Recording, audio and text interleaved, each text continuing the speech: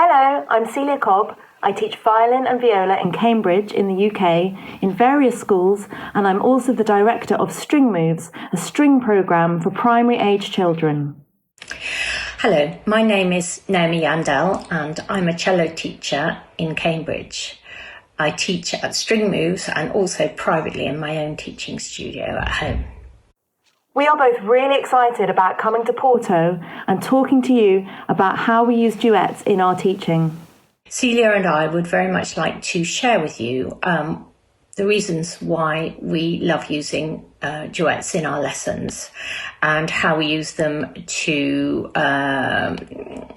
facilitate learning and also to keep a sense of fun in the teaching studio.